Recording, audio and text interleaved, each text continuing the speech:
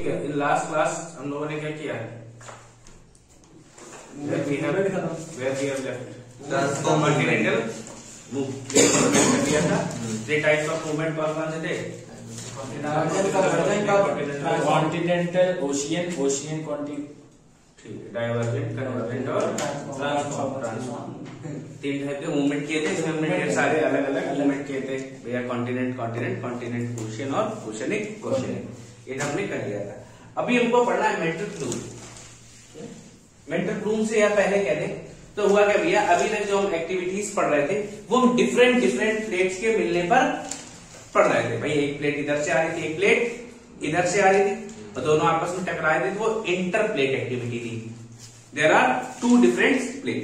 लेकिन जब ये एक्टिविटीज हो रही थी तो क्या हो रहा था, दूसरे हैंड पे जब भैया दो प्लेटें आपस में टकरा रही थी तो दोनों प्लेट गड़बड़ हो ही रहा है, लेकिन within a plate there is also some activities. जब एक प्लेट में एक्टिविटी हो तो उसको क्या बोलेंगे? Activity intra plate activity. Intra, ठीक है ना, जिस बॉडी में हो रही है तो उसके लिए इंट्रा यूज करते ना। ये याद है? हाँ यार। ठीक है, तो there is also some activities within a plate. मैंने बताया आपको, या पहले आपने पढ़ा क्या, दो प्लेटें ऐसे आ रही थी आपस में, ये ऐसे आई, ये ऐसे आई, तो यहाँ पे जो एक्टिविटी हो रही थी वो इंटर प्लेट एक्टिविटी। फिर क्या हुआ, अब इन दोनों पे जो एक्टिविटी हो रही है, इसी बीच फिर क्या हो रहा है, इस प्लेट पे भी कहीं ना कहीं कुछ एक्टिविटी हो रही है within plate, this known as intra plate activity. ये बात समझ में आ रही है? ठीक है, तो अब हमें इंट्रा प्लेट एक्टिविटी पढ़नी है। इंटर प्लेट एक्टिविटी डाल लो हेडिंग और लिखो, the activities within a plate are known as intra plate activities.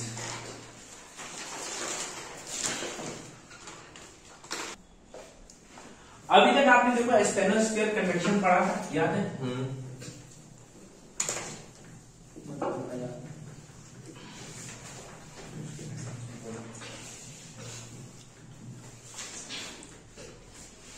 अभी देखो आपने स्टेनोस्फीयर कन्वेक्शन पढ़ा था, कैसे कुछ ऐसे प्लेट्स बनी थी, याद है?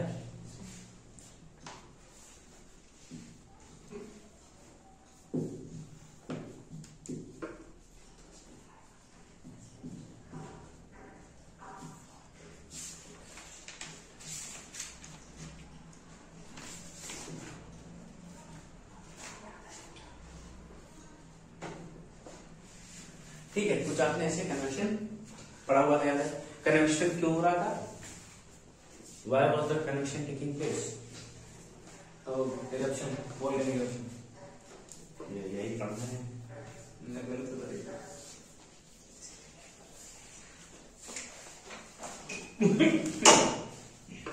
Why was the convection taking place? Camera थोड़ा जरा।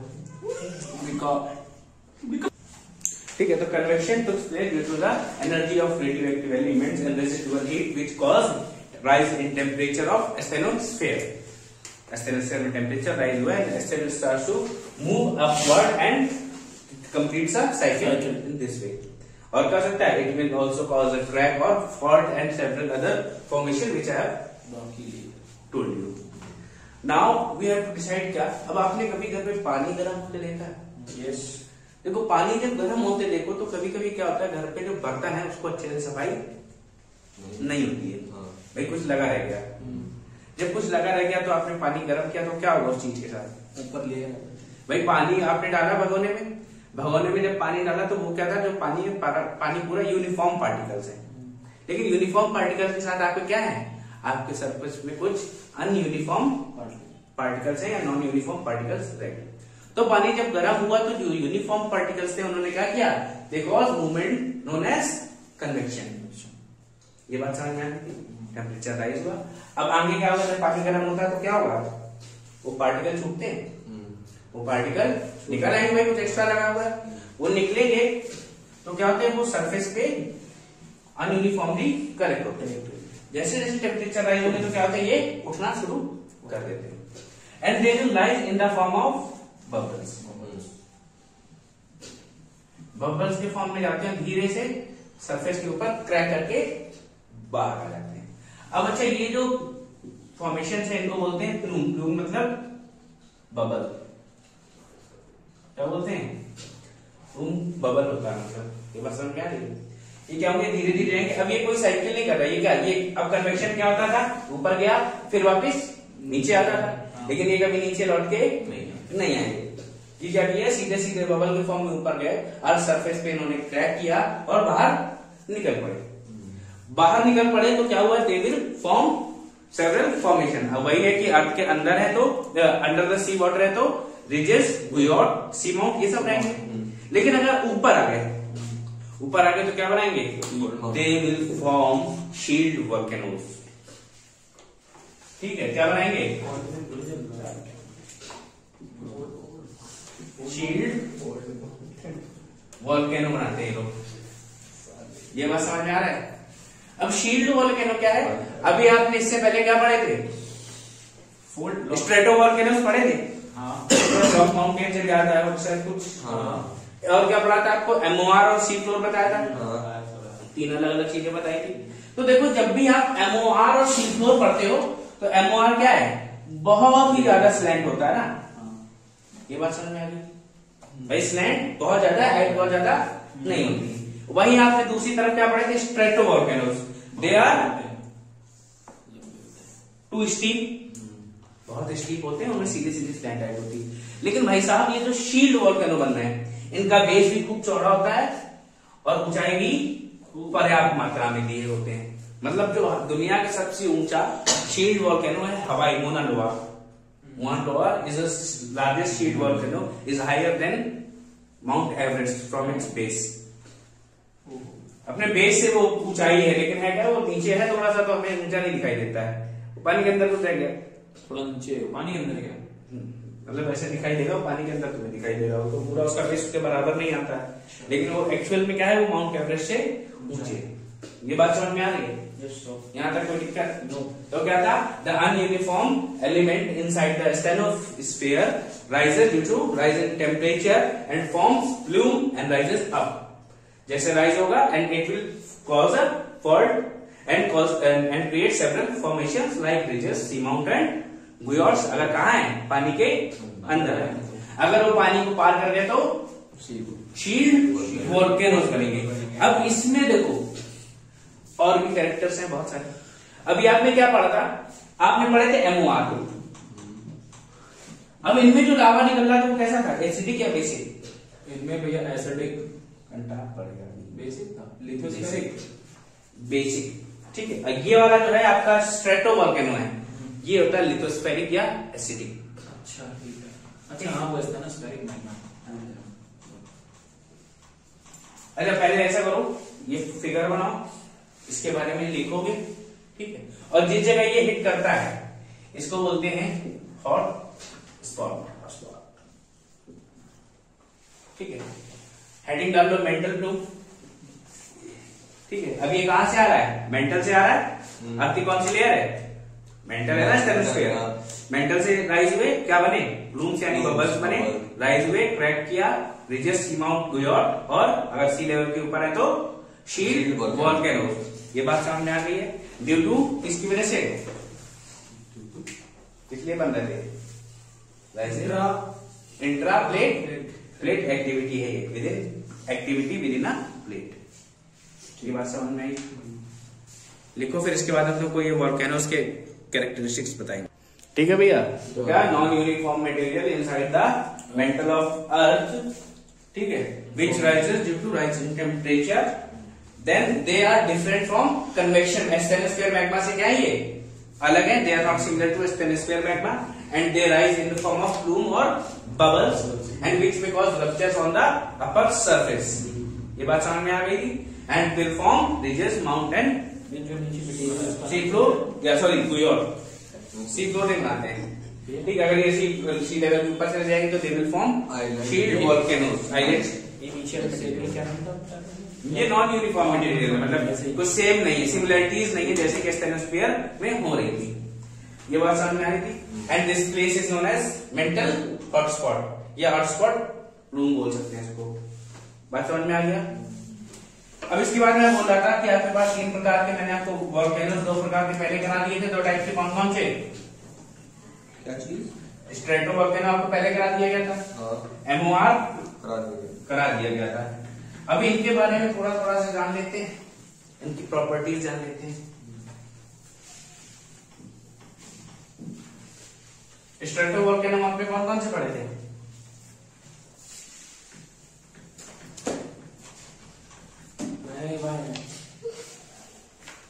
इसके लिए मैं गारंटी दे सकता हूँ। तो मैंने आपको बताया देखो भैया, आपके पास क्या थे? You have MOR, mid oceanic ridges, and another side you have strato volcanoes या strato peaks. These are more steep, बहुत तिरछी होती है, टेढ़ी होती है।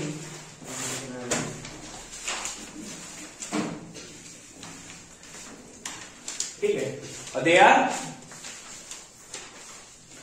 स्लोपी या जेंटल। इनमें स्लोप कैसा होगा? जेंटल स्लोप होता है। अब ये जो MOR होता है, इससे जो लावा निकलता है वो कैसा होता है? बेसिक इन नेचर होता है। ठीक, इसको इसका एसिडिक या इसको लिथोस्फेरिक बोलते हैं। अब ये जो एसिडिक है इसको लिथोस्फेरिक बोलते हैं। ये जो बेसिक है इसको कुछ लोग बसाल्टिक मैग्मा बोलते हैं। क्या बोलते हैं? Basaltic magma. और इसको बोला जाता है एंडीसाइटिक। क्या बोला जाता है? एसिडिक वाले को एंटीसाइटिक, बेसिक वाले को बसाल्टिक। अब इन दोनों के बीच में, जो एसिडिक और बेसिक के बीच में एक और बने नए वोल्केनो, जिनको मैंने अभी आपको नाम बताया। These are stratovolcanoes. इसका एग्जांपल मैंने बताया था हवाई आइलैंड पे, कौन सा? मोना लोआ। ठीक है, अब ये क्या होते हैं? एसिडिक भी नहीं है और इतने हल्के भी नहीं है कि लिथोस्फीयर के ऊपर चले जाए, और इतने भारी भी नहीं है क्या हो नीचे चले जाए। They are less denser, but इनका नेचर कैसा होता है? बेसिक होता है। Basic and less denser. ये बात समझ में आ गई? कोई दिक्कत यहाँ तक? ठीक है, अब इसी में देखो, इसका एग्जांपल मैंने आपको बताया था। They form strato volcano. Example Kilimanjaro.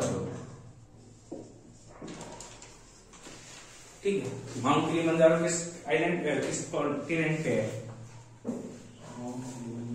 किस कॉन्टिनेंट? अफ्रीका। अफ्रीका में। ठीक है, ये बात समझ में आ गई? कोई दिक्कत? अब देखो, जो MOR है ये आपका कैसे स्प्रेड हो रहा है? हॉरिजॉन्टली या वर्टिकली? भैया इसे लंबा लंबा स्प्रेड हॉरिजॉन्टली। ठीक। IHP को और ये एसिडिक वाले स्ट्रेट ऊपर वर्टिकली। और ये strato both vertically and horizontally. ये बात समझ में आ गई? कोई दिक्कत? ठीक है, अभी देखो, बेसिक है थोड़ा सा तो क्या बनाएगा? Shield volcanoes.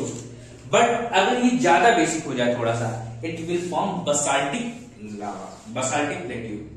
क्या फॉर्म करेगा ये? प्लेट्यू। Basaltic plateau. प्लेट्यू पता है ना क्या होता है? भैया वो पीक जो बहुत ज्यादा ऊंची नहीं होती है। They are like mountains but they have flat surface. जैसे अपना डेक्कन प्लेट। भाई वो क्या होते हैं? ऐसे आपको सर्कल दिखाई दे रहा हो, लेकिन वो क्या होंगे? ऊपर से फ्लैट दिखाई देंगे। जैसे आपके गुयॉर्ट होते हैं, वैसा गुयॉर्ट क्या थे? सी के अंदर है, but these are over the continent. Ocean floor या कॉन्टिनेंट पे हैं। कोई दिक्कत है? ये बात समझ में आ गई? ठीक है।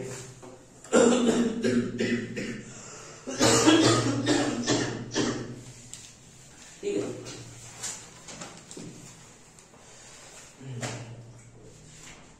अच्छा इसका एग्जांपल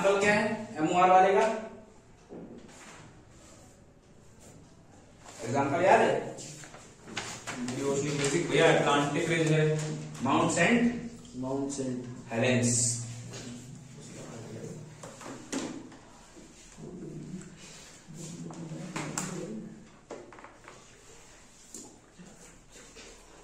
इसको नोट कर लो सब फटाफट।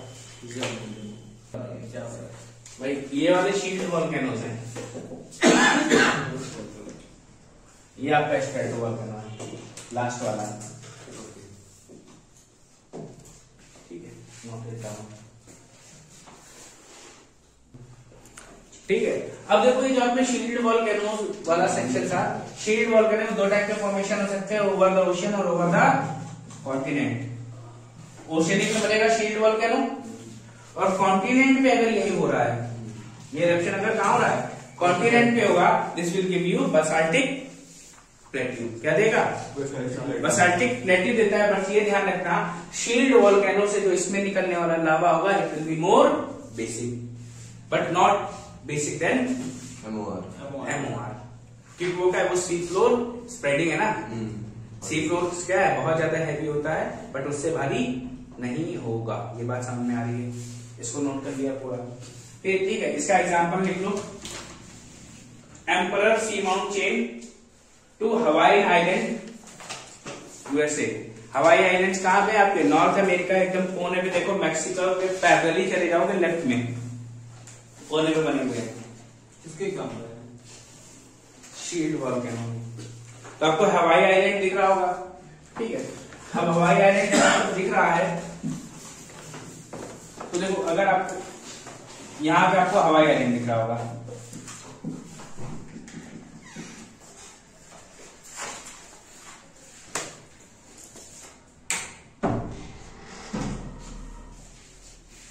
ये हवाई आइलैंड दिख रहा है। यहां पे आपको दिखेंगे एम्परर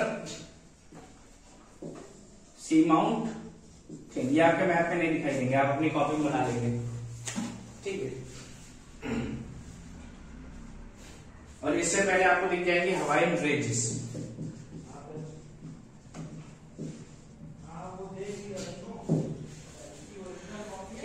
तो एक ऐसा फिगर बनाना है, आप देखना है emperor seamount chain, Hawaiian ranges और हवाईन आइलैंड। यहाँ क्या है, वॉल्केनिकली एक्टिव है। समझ में आ गया? ठीक है। और जिस जगह आपका मेंटल ब्लूम जाके स्टक कर रहा था, जहां पे उसने क्या किया था, क्रैक बना के फॉर्मेशन किया, that place is known as hot spot. ठीक है, ये बात समझ में आ गई? कोई दिक्कत? ठीक है। अच्छा, बसाल्टिक प्लेट्यू के आपको एग्जांपल लिखने हैं। बसाल्टिक प्लेट्यू का एग्जांपल, बसाल्टिक प्लेट्यू का एग्जांपल है Ethiopian island. Ethiopian island, Ethiopia में, इथियोपिया, ठीक है, ये अफ्रीका में है। ठीक है, इथियोपिया आइलैंड्स, ये बसाल्टिक प्लेट्यू का एग्जांपल है। बसाल्टिक प्लेट्यू का, ठीक है, ठीक है। ये कंफ्यूजन हो रही है। वॉल्केनो होते हैं बसाल्टिक प्लेट्यू। देखो है क्या, जब वॉल्केनो होगा तो क्या हो जाएगा, एकदम इरप्शन हो रहा है। जब प्लेट्यू है तो क्या है, रेजिड बट फ्लैट सरफेस। ठीक ठीक ठीक, अब समझ आया? Okay, done. तो भैया यहां से आपका मेंटल ब्लूम कंप्लीट हो गया है।